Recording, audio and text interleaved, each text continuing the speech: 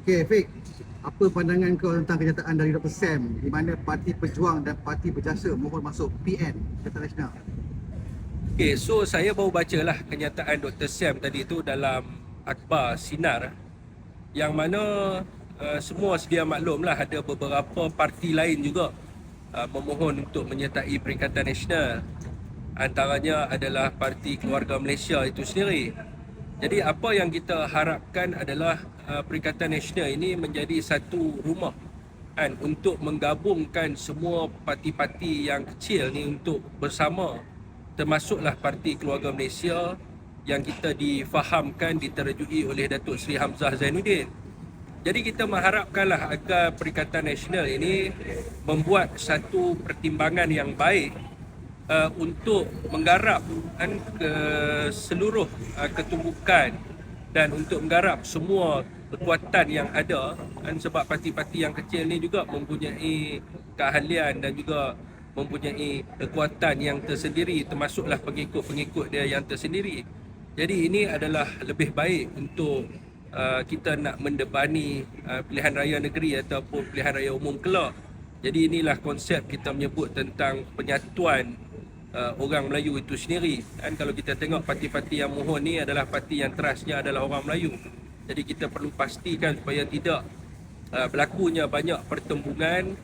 Kalau boleh tu adalah hanya satu lawan satu saja untuk memastikan bolehnya Perikatan Nasional ini memenangi pilihan raya negeri ataupun pilihan raya umum kelak. Itu adalah pandangan saya lah. Okey, adakah Parti Keluarga Malaysia telah lulus ROS dan mempunyai keahlian yang cukup untuk membantu Perikatan Nasional? Parti Keluarga Malaysia setakat sekarang ni saya difahamkan telah pun perlembagaannya telah pun diluluskan oleh ROS.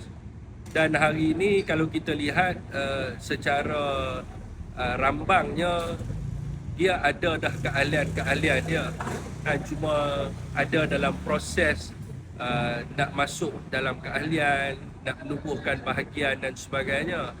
Tetapi kita sedia maklum bahawa Datuk Seri Hamzah ini mempunyai kekuatan. Kalau kita tengok 119 bahagian bersatu bersama dengan beliau, termasuk juga lah 19 ahli-ahli Parlimen Bersatu yang bersama dengan beliau.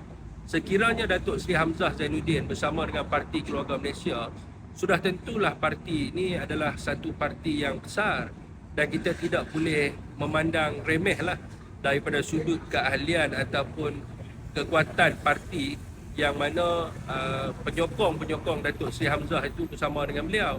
Jadi harapan kita adalah yang pertama, mesyuarat Perikatan Nasional ini harus diadakan segera dan sekiranya boleh